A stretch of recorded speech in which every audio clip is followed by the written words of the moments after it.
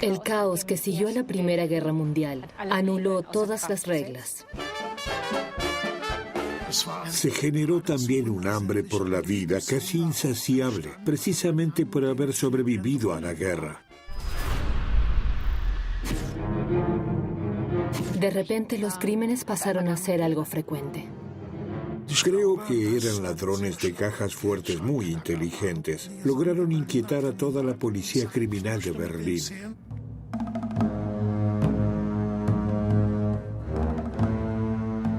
Los médicos forenses pudieron asignar estos restos de cadáveres a aproximadamente 23 mujeres. Lo que hoy se conoce como análisis de perfiles criminales es lo que hizo el comisario criminal Genat en su época. Muchos comisarios tenían cierto halo de estrellas, tenían sus propias secciones en los periódicos, escribían sus libros.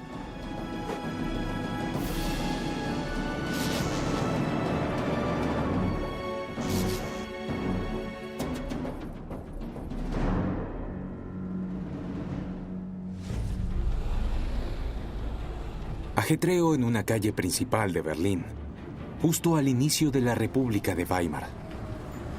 Cualquiera que lleve un buen abrigo de invierno, un cuello blanco y limpio, y que incluso pueda pagar un árbol de Navidad, no pertenece al grupo de personas desahuciadas y hambrientas después de la guerra. Luego de años de conflictos repletos de privaciones, los berlineses intentan con todas sus fuerzas volver a ponerse de pie. Decenas de miles luchan por sobrevivir. La comida es escasa.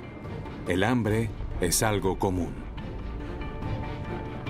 Los intentos políticos por derrocar al gobierno amenazan a la joven democracia. Extrema derecha e izquierda están atacando a la República. Berlín se convierte en escenario de violentos conflictos políticos internos. El caos que siguió a la Primera Guerra Mundial anuló todas las reglas y también condujo al absurdo a los valores morales existentes. Simplemente ya no había reglas, tampoco valores. El Estado recién fundado tenía que ser improvisado. No había experiencia práctica después del colapso abrupto de la monarquía. Había un sentimiento general de gran incertidumbre. Nadie sabía cómo proceder. Fue en gran medida y en primera instancia una lucha por la forma de Estado y de gobierno, es decir, por una democracia parlamentaria o una república soviética comunista. El político de izquierda, Emil Eichhorn, fue nombrado jefe de la policía de Berlín el 9 de noviembre de 1918, pero 8 semanas después fue relevado de su cargo por el Ministerio del Interior. Después de negarse a abandonar su cargo, las tropas gubernamentales dispararon al cuartel general de la policía. Luego, las 300 personas de las fuerzas de seguridad de Eichhorn, que todavía estaban en el cuartel, sacaron sus armas. Eichhorn desapareció con la caja del cuartel. El paradero de la caja es desconocido hasta el día de hoy. Debido a la destitución de Eichhorn, hubo levantamientos y disturbios masivos. Comenzó la revuelta espartaquista, con la manifestación de alrededor de 500.000 personas de la izquierda. Solo 2 meses después, comenzaron los enfrentamientos de marzo de 1919. El gobierno del Reich debía ser derrocado. Enfrentamientos similares a la de una guerra civil sacudieron al centro de la ciudad. Los insurgentes fueron fusilados. Muchos de ellos no eran ni siquiera adultos. El estado de emergencia se impuso sobre la ciudad. Las tropas del gobierno tenían la orden de disparar inmediatamente a cada hombre armado. Parecía que hubiese pasado mucho tiempo desde la muerte de los líderes comunistas Rosa Luxemburg y Karl Liebknecht, asesinados a tiros en enero. Estos disturbios de marzo fueron posteriormente aplacados por soldados. En marzo de 1919 hubo 1.200 muertos en Berlín. Imaginen esto hoy, uno no lo soportaría en absoluto. Pero hay que considerar, por supuesto, que los hombres venían de los campos de batalla de Verdún y de haber visto muerte por todas partes, por lo que en ese momento esto apenas sí provocó un encogimiento de hombres. Se tenía en la cabeza el dicho de la sabiduría popular: no se hacen tortillas sin romper huevos. A solo 20 kilómetros del centro del sangriento levantamiento se encuentra el bosque y el lago Falkenhagen, un lugar idílico, pacífico y escasamente poblado. Pero en las orillas del lago y en el bosque se empezaron a encontrar cadáveres con frecuencia, personas que habían sido asesinadas. El responsable era Friedrich Schumann, el primer asesino en serie de la República de Weimar. Schumann asesinó a personas indiscriminadamente en el bosque de Spandau, caminantes, excursionistas, amantes y también a mujeres, que además violaba. Estos fueron asesinatos que ocurrieron en serie. Una y otra vez se encontraban cuerpos en el bosque de Spandau y siempre Schumann desaparecía como un fantasma. Estas eran cosas que asustaban a la población, por supuesto. El lago es popular entre los excursionistas, remeros y pescadores. En verano, la gente acampa a sus orillas, pero especialmente las parejas enamoradas parecían molestar a Friedrich Schumann. Hay que decir que fue extremadamente brutal. En realidad un asesino por lujuria. Un asesino por lujuria clásico. Y el problema es que fue capaz de cometer sus crímenes allí durante mucho tiempo. Por supuesto, estos asesinatos en el bosque de Spandau, que duraron más de 3 años, inquietaron a la gente. Incluso fue tan lejos que muchas personas vendieron sus casas. En el delgado archivo de investigación que aún se conserva en la actualidad, se cuentan 50 víctimas. Entre los delitos se mencionan 7 asesinatos, 15 intentos de asesinato, 5 ataques incendiarios, 11 casos de violación, hurtos y arrebatos. Schumann nació en Spandau en 1893. Según las investigaciones, era considerado un niño irascible y aprendió el oficio de cerrajero. Schumann no fue exactamente un niño con suerte. Su padre era alcohólico y también fue condenado por robo, fraude y extorsión. Se dice que su abuelo fue condenado por delitos de violación a niños pequeños. La madre era una mujer muy religiosa, pertenecía a la secta mormona y no debía de haber sido muy inteligente. Compró un arma a temprana edad y practicaba con ella. No se sabe a cuántos animales haya matado, pero aparentemente ya estaba apuntando a las personas. Cometió su primer asesinato en la adolescencia, cuando le disparó a su primo en el bosque. Pero él dijo, no, eso fue un accidente, el arma se disparó sola, estaba jugando con él, no quería que pasara eso. Como en esa ocasión no fue juzgado, primero fue enviado a un reformatorio. Después de aprender el oficio de cerrajero, Schumann fue conscripto. Le dieron un arma y fue llevado junto con decenas de miles de jóvenes a los campos de batalla de la Primera Guerra Mundial. El cometido de Schumann era disparar. Incluso sería condecorado por eso más tarde.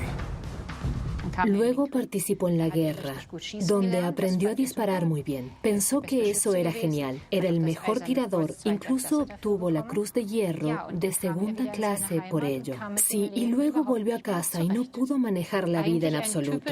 En realidad, un destino típico de un soldado de esa guerra.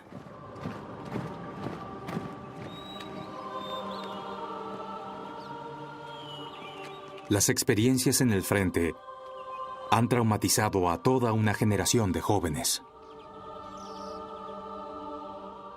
Se vieron cosas inimaginables. Se vieron cuerpos destrozados. Se vieron personas con sus intestinos fuera del cuerpo. Las mujeres en los hospitales vieron hombres sin mandíbula, sin extremidades. Y eso, por supuesto, trajo consigo brutalidad.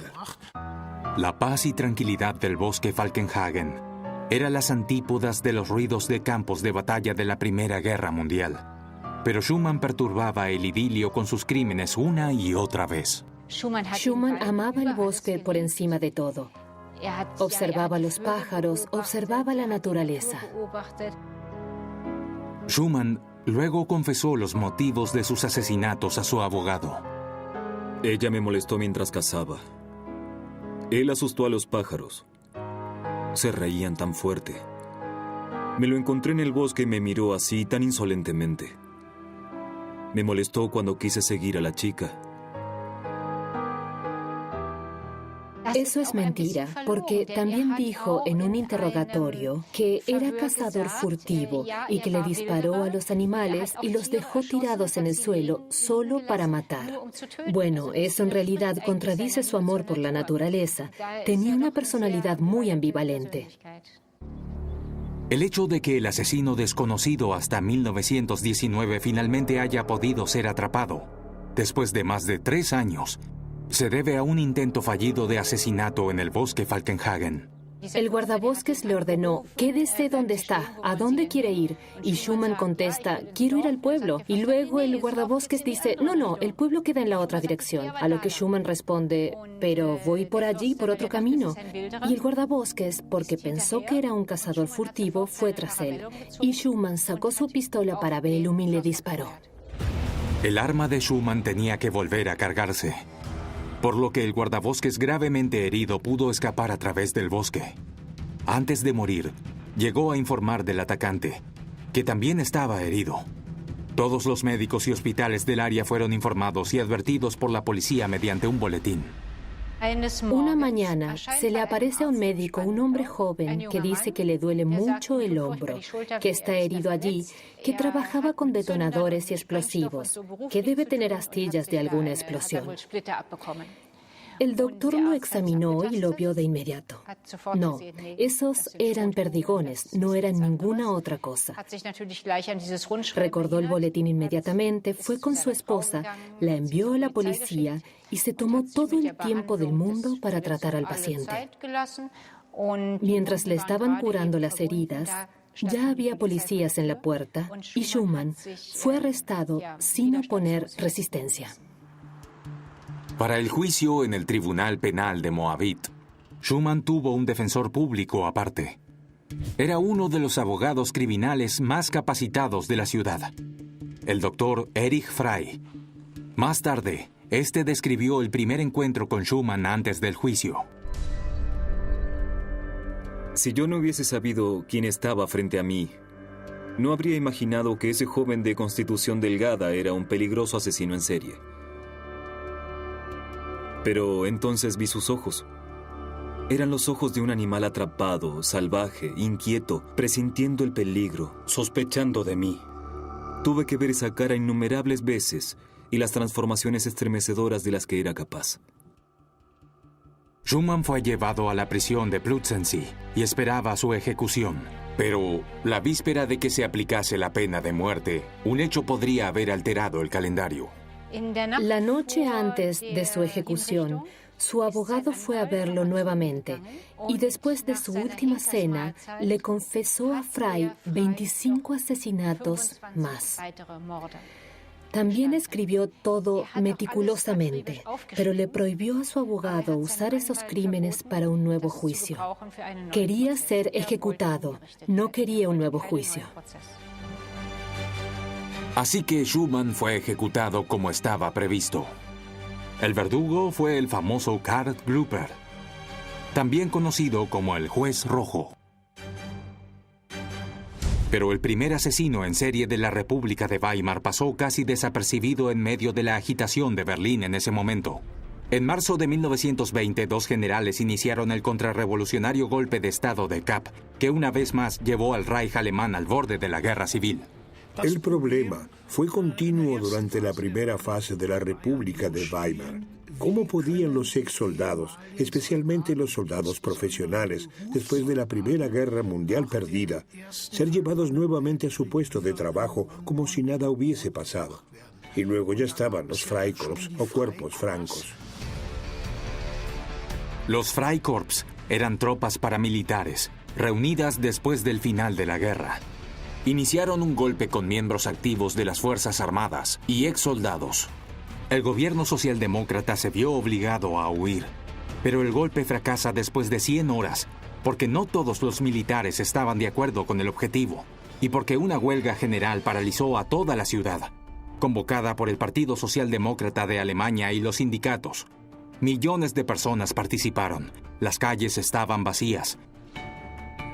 Fue la huelga más grande en la historia alemana, y el conflicto continuaba. Los asesinatos políticos estaban a la orden del día.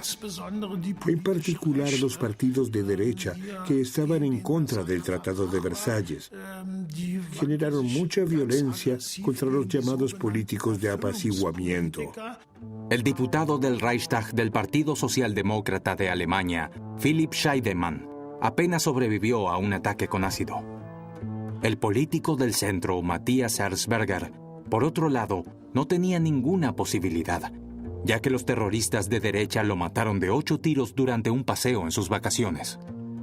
Incluso el ministro de Relaciones Exteriores, Walter Rathenau, del Partido Democrático Alemán Liberal de Izquierda, es odiado por los extremistas de derecha. Y así, Walter Rathenau también fue víctima de un ataque. Iba de camino al trabajo. Un automóvil pasó por la Wallstraße, en la esquina de Königstraße, y lo asesinaron con una ametralladora y una granada de mano.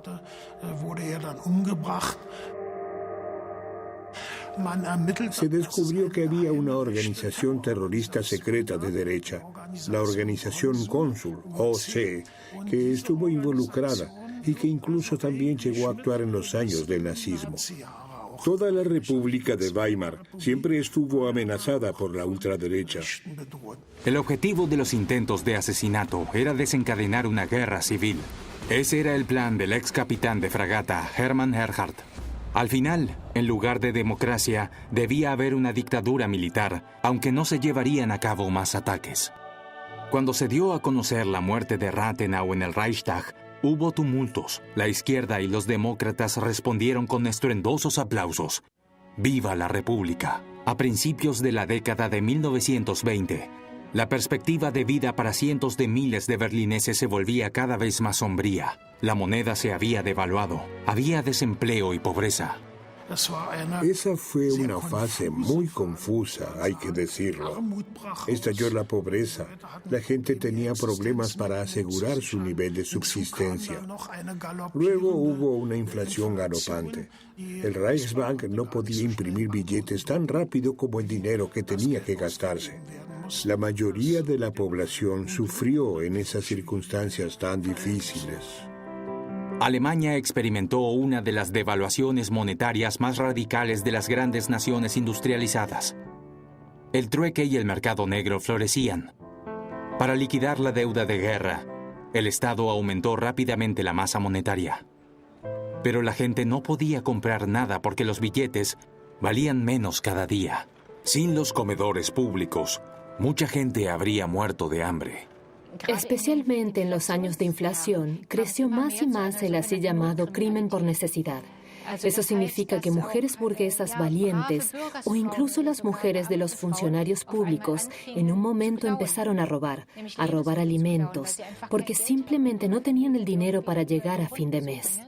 Cada vez más saqueos en las panaderías, en las tiendas de comestibles. Estos eran delitos que se hicieron frecuentes. Fotografías de la escena del crimen de un robo cometido por profesionales. Los delitos contra la propiedad aumentaron de nuevo durante la época de Weimar. La tasa de esclarecimientos está muy por debajo del 50%. La tasa de homicidios es aún mayor. El robo seguido de asesinato en relación al vendedor H en la víspera del Año Nuevo de 1920 se pudo aclarar. En este caso de asesinato, cabellos encontrados en la mano de la víctima Elisabeth Z condenan al asesino. Al mismo tiempo, la diversión explota. La gente desea distracción, especialmente en la noche. Berlín se convierte en una Babel del pecado. Incluso si el jefe de policía, en vista de la seriedad de la época, prohíbe las diversiones públicas, la ciudad invita a una fiesta. Se quería vivir. Así que se generó un hambre por la vida casi insaciable, precisamente por haber sobrevivido a la guerra. Y también floreció lo que quizás pueda llamarse vicio. Los privilegiados disfrutaban de un estilo de vida vanguardista, elegante y a la última moda. El que podía pagarlo tenía un chofer para conducir su auto. La riqueza de los especuladores de la guerra se podía admirar en las avenidas del centro. Aún no todas las tiendas contaban con nuevos productos, pero los escaparates despertaban el deseo. En base a estos deseos, un tal Max Klante fundó su negocio en Berlín a partir de 1920. El fabricante de pinceles convenció a miles de personas a invertir su dinero en él. Klante era bastante inteligente. Recibió préstamos de la gente con un interés enormemente alto. el que le diera 100 marcos podía obtener hasta tal vez 600 marcos al final del año. ¿Quién no se alegraría por algo así? Y lo malo es que incluso tuvo éxito, porque reunió mucho dinero y se llamó a sí mismo Volksbeglücker, o deleitador del pueblo. La suerte estuvo con Max Klante en el hipódromo. Incluso entonces se podían cerrar apuestas por los animales después de un corto tiempo de iniciada la carrera y apostar altas sumas de dinero. Y Klante ganaba. Max Klante era un encantador de caballos, se podría decir hoy. Estaba muy activo aquí en las carreras de caballos, especialmente en Hoppegarten, donde estaba la alta sociedad. Y con el dinero que ganaba en las apuestas, devolvía esos préstamos con intereses. Era un sistema de bola de nieve y funcionó bien por un tiempo. Había construido un imperio real. Él mismo fundó equipos de carrera, tenía sus propios jinetes, tenía oficinas por toda la ciudad y la gente lo seguía. En total, 260,000 personas confiaron en Klante para invertir su dinero. Él compraba cafés famosos y los volvía atractivos. Pero en septiembre de 1921 la burbuja estalló. En algún momento todo se derrumbó. Luego llegó el proceso y la gente gritaba frente a la sede de la policía: ¡Heil Klante! ¡Heil Klante! Sí, por supuesto que tuvo un alto impacto en la audiencia. Ellos no creían que habían sido víctimas de un estafador. Uno no cree eso al principio. De todos modos, el dinero ya no estaba. En diciembre de 1922 comenzó la demanda contra Klante por fraude y juego. El daño ascendía a 90 millones de marcos de oro. Tuvo que ir a la cárcel por 3 años. Luego quiso salir de la cárcel y ser enviado a una clínica. Eso tampoco tuvo éxito. Luego fue condenado. Que yo sepa, vivió también en Berlín después de la Segunda Guerra Mundial. Probablemente haya hecho algún trabajo como pintor. Luego dejó abiertas las llaves de gas. Creo que debe haber sido por 1955. Después de la Primera Guerra Mundial, el Berlín de hoy aún no existía. 6 ciudades autónomas desde Lichtenberg, pasando por Spandau, Charlottenburg y Neukölln, eran independientes hasta entonces. Pero con la nueva ley del Gran Berlín, la ciudad se convirtió en la tercera más grande del mundo. Berlín fue fundada en 1920 como Gran Berlín. Se anexaron 8 ciudades, 59 comunidades rurales y 27 distritos inmobiliarios para formar el Gran Berlín. Y era entonces una ciudad de casi 4 millones. Literalmente explotó. Todo llegó a Berlín. Industria, bancos, fábricas. Berlín ya había sido la ciudad industrial más grande una vez. 9 de cada 10 berlineses vivían en apartamentos de alquiler construidos apresuradamente por especuladores durante el imperio. Los pequeños patios internos tenían que cumplir con un solo requisito: que los camiones de bomberos pudieran entrar allí. En promedio, 1/3 del ingreso familiar se gastaba en el alquiler. En invierno, generalmente solo una habitación podía ser calentada por una estufa de carbón. Las paredes estaban a menudo húmedas y mohosas. No se consideraban mucho el aire y el sol, pero había varios patios traseros que estaban parcialmente sin luz, por lo que hoy llamamos un apartamento decente era entonces un lujo. Los apartamentos eran muy pequeños. Muchos tenían una sola habitación. El baño era compartido por 4 familias, media escalera más abajo, por ejemplo.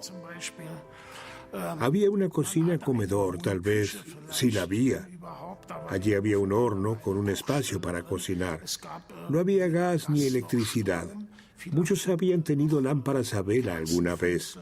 Vivían mucho más juntos, incluidas las familias. Me imagino que se pondrían nerviosos de estar tan juntos todos los días. Creo que no podríamos soportar eso hoy. Incluso los agujeros más pequeños eran muy solicitados. En 1922, 147,000 personas que buscaban vivienda fueron registradas en la capital. Muchos hombres solteros se vieron obligados a dormir en refugios para personas sin hogar. A las 7 de la mañana debían abandonar las instalaciones, con la esperanza de aún poder conservar sus pertenencias personales. En Prenzlauer Berg había un gran asilo para personas sin hogar, que se conocía en la jerga como los salones de fiesta de Fröbel. La situación era bastante deprimente, por supuesto. Siempre estaba abierto por la tarde y no había seguridad para las personas sin hogar. Eran robados, se robaban mutuamente, se contagiaban piojos y todos, en realidad, trataban de encontrar la manera de no tener que ir a los salones de fiesta de Fröbel. Para las mujeres solteras, la situación era particularmente dramática. A menudo se las consideraba presa fácil. Buscaban trabajo como empleadas domésticas, secretarias o trabajadoras en las líneas de ensamblaje. Pero el mercado laboral abarrotado no ofrecía muchas oportunidades. Por supuesto, la Primera Guerra Mundial había cambiado totalmente la vida de las personas. De repente, las mujeres tuvieron que ocupar el lugar de sus maridos en el trabajo y, sobre todo, estaban solas con sus hijos. A menudo, la mujer tenía que cuidar de sus hijos sola y existía la así llamada escasez de hombres, que duró mucho más allá de la Segunda Guerra Mundial. Había una gran cantidad de mujeres que estaban solteras y que luchaban entre sí como propietarias de almacenes, como posaderas. Estaban solas y tenían que hacerle frente a la vida de esa manera. Especialmente en los años 20 y 30, se registran en los archivos muchos asesinatos de mujeres que eran propietarias de pequeñas tiendas o incluso de tabernas. Este pedido de captura se distribuyó después del asesinato de Martha Klaus, dueña de un almacén. El delincuente en realidad puede ser identificado. A principios de los años 20, la sociedad berlinesa estaba profundamente dividida. A una pequeña burguesía le iba financieramente tan bien que podía darse el lujo de comer y divertirse lo suficiente. Muchos niños estaban solos durante el día porque sus padres trabajaban. La vida cotidiana de la mayoría de las personas estaba determinada por las dificultades económicas. Decenas de miles de familias de clase trabajadora vivían al borde del nivel de subsistencia. El desempleo, el hambre y la miseria social llevaron a un fuerte aumento de la delincuencia. Se reportaban asesinatos regularmente a la policía. Los oficiales debían aclarar si se trataba de un suicidio o de un crimen. La sede de la policía en Alexanderplatz, conocida como el Castillo Rojo, albergaba a la policía criminal. El jefe de homicidios era Ernst Genat. El logro especial de Genat fue que se dio cuenta muy pronto, al llegar a la policía, dónde estaban los problemas. La policía trabajaba de forma no sistemática. Los archivos no se clasificaban, sino que desaparecían en los cajones de cualquier comisario.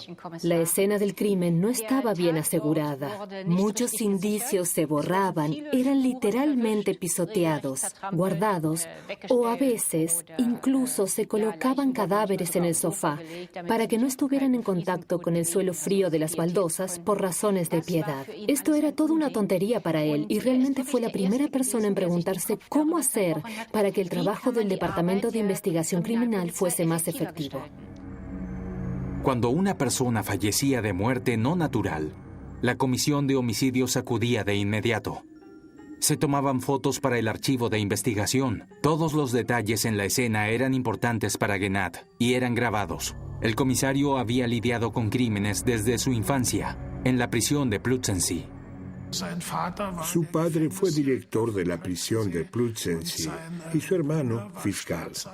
Él mismo era criminólogo y también un viejo berlinés que decía en dialecto: bueno, yo los atrapo, mi hermano los acusa y mi padre los encierra.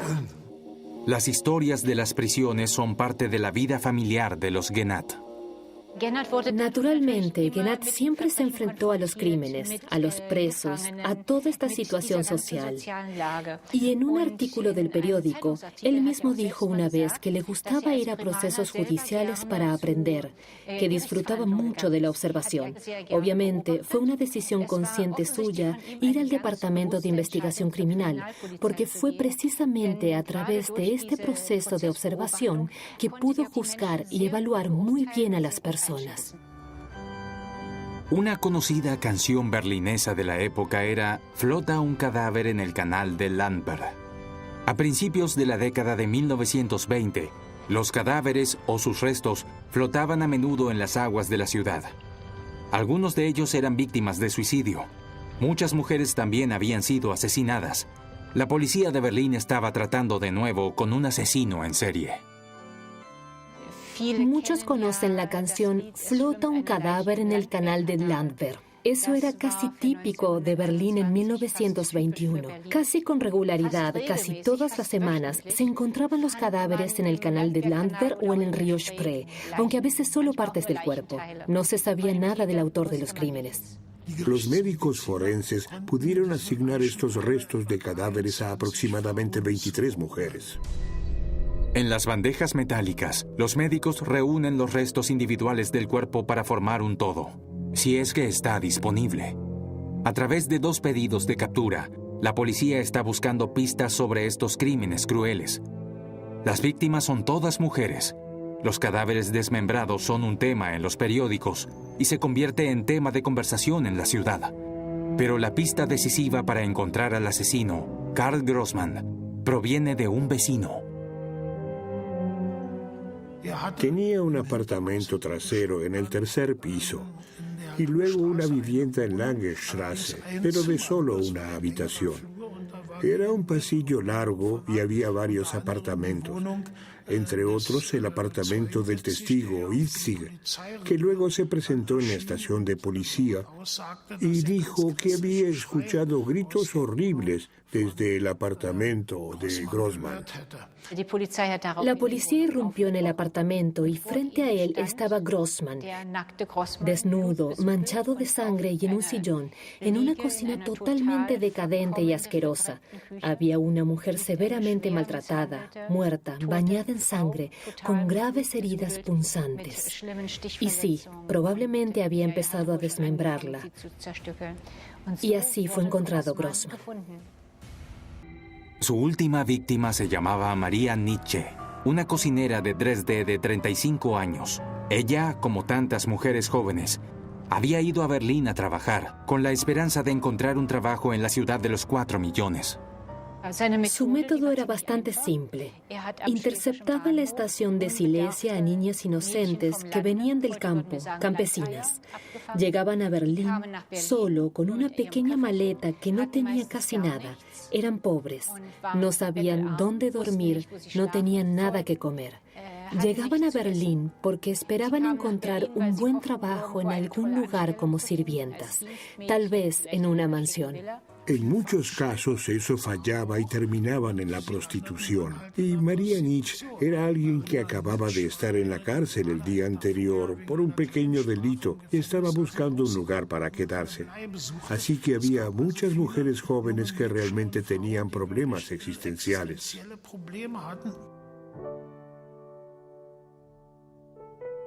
Y cuando Grossmann veía eso, que una chica estaba en la sala de espera de la estación, llorando y desesperada, se dirigía hacia ella y le prometía un trabajo como ama de llaves en su casa.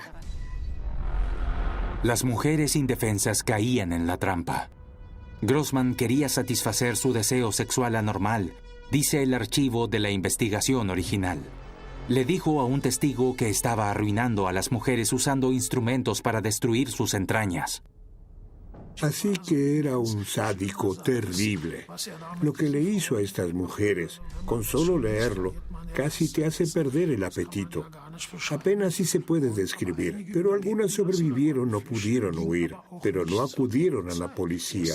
Solo se presentaron pasado el tiempo. Y él mismo tenía una empleada doméstica, por ejemplo, con quien estuvo durante unos días. Puede ser que la haya asesinado o que ella escapara. lo que era posible, pero él acudió a la policía y acusó a su ama de llaves de robo e incluso completó un informe de persona desaparecida.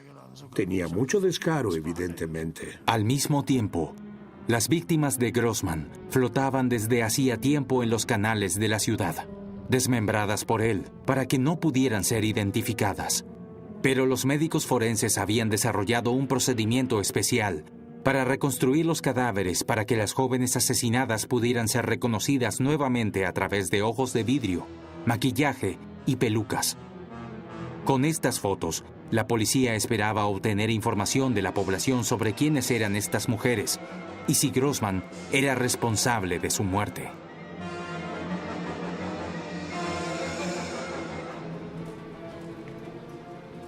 Por supuesto, los periódicos informaron ampliamente sobre el caso y también sobre el proceso. Grossman, el carnicero de la estación de Silesia, era la bestia de Berlín. Así se lo conocía en toda Alemania. Bastante interesante es que el criminólogo investigador Werneburg logró llevarlo a declarar con la condición de que cuidara a su jilguero. Incluso cuenta la leyenda que le dijo a Werneburg: si me garantiza que se va a ocupar de mi jilguero, entonces se lo cuento todo. Y así es como debe haber sido, porque cuando Werneburg dijo, sí, cuidaré de tu jilguero, no te preocupes, Grossman confesó al menos 3 asesinatos. El jilguero fue realmente alimentado y cuidado, como lo prometió Werneburg. El pájaro sobrevivió a Grossman por 2 años. Sí, a menudo pasa esto con los asesinos en serie, que tienen una relación muy cercana con los animales o con una mascota muy específica. Esto es en realidad casi típico de la psicología de alguien como Grossman. La policía investigó durante 10 meses para probar otros crímenes de Grossman. En vano. Grossman solo fue acusado de 3 asesinatos. Fueron suficientes para condenarlo a la pena de muerte. Su abogado defensor fue Erich Frey. Un total de 48 testigos fueron escuchados en el proceso. Frey escribió más tarde en su libro acerca de sus declaraciones a veces estremecedoras en el tribunal. El desfile de testigos fue una procesión espantosa. Había chicas de provincias, personas sin hogar, prostitutas. Solo una casualidad evitó que acabaran también ellos en el canal Luisenstadt. Mientras relataban sus experiencias, algunos estallaron en llanto, otros en gritos histéricos. Pero el 5 de julio de 1922 no se llegó a un veredicto. El proceso ni siquiera se llegó a completar, porque antes del final del proceso judicial, Grossman se suicidó en su celda. Grossman se suicidó alrededor de las 9 de la mañana en el centro de detención local por ahorcamiento. La policía criminal estaba profundamente insatisfecha con el juicio. En particular el famoso investigador de asesinatos Ernst Genat, porque solo se llegaron a enjuiciar 3 de los 23 asesinatos. Por ejemplo, a Genat no le gustó eso en absoluto. Estaba estrictamente en contra porque dijo, y con razón, sí, ¿y qué sucede con los otros asesinatos? O el asesino se va ahora sin castigo, o condenamos a uno equivocado. Bueno, Genat y el Departamento de Investigación Criminal tenían en realidad el hábito de investigar cada caso de asesinato, y no solo los 3. Durante 3 años, Grossman pudo asesinar en Berlín sin ser detectado. Pero el hombre de 57 años no comenzó a matar como un hombre mayor. Él cometió muchos crímenes antes, pero no en Berlín. Cuando arrestaron a Grossman, nadie en Berlín sabía que había estado en prisión varias veces por violación, debido a varios crímenes sexuales en Baviera. En su expediente policial no figuraban antecedentes penales. Al no existir un archivo nacional de delitos, los investigadores no lo pudieron verificar. A la edad de 23 años, ya tenía 24 antecedentes penales. Asalto, robo, sodomía con una cabra, por ejemplo. Y luego, 3 años más tarde, también recibió 3 penas de prisión. De hecho, 2 veces en un año. Y la última pena fue por la violación de 2 niñas que resultaron gravemente heridas, de las cuales una falleció por las lesiones en su cavidad uterina, que no eran tratables en ese momento. Fue a la cárcel por 15 años. Pero no había un departamento central de policía, es decir, eso mismo que Gennat criticaba y siempre había querido, no existía en ese entonces. Como resultado, nadie en Berlín lo sabía y no se podía investigar tampoco tan rápidamente. Entonces, fue liberado en varias ocasiones. E inmediatamente después de su liberación del centro de detención, continuaba matando. Cometió los mismos crímenes repetidamente, solo que en otras partes de Alemania. Como criminal viajero, Grossman pudo engañar a las autoridades investigadoras de ese entonces. El criminalista Gennat llamó negligente a la gestión contra el asesino en serie, quien fue liberado para continuar matando. Asistencia oficial al asesino. El problema era que, aunque ya teníamos una comisión de homicidios en 1902, solo nos reuníamos ad hoc. Y ahora esta comisión de homicidios podía abarcar diferentes áreas, por lo que el conocimiento existente nunca se había transmitido, ya sea a colegas vecinos de departamentos o a capacitadores, es decir, aquellos que hubiesen desempeñado cierto papel en la formación o la capacitación. Y ese fue el gran mérito de Ernst Gennat, quien fue promovido por Bernhard Weiss, quien luego fue el jefe de la policía criminal y dijo: muy bien, investigue ese asesinato, lo que trajo gran éxito consigo. Éxitos como en el caso del asesinato de Dora Perschke en 1927. La joven fue asesinada en un tren suburbano. No había testigos. El delincuente pudo mezclarse sin ser detectado entre los pasajeros y escapar. Pero el inspector detective Ernst Gennat también resolverá este caso.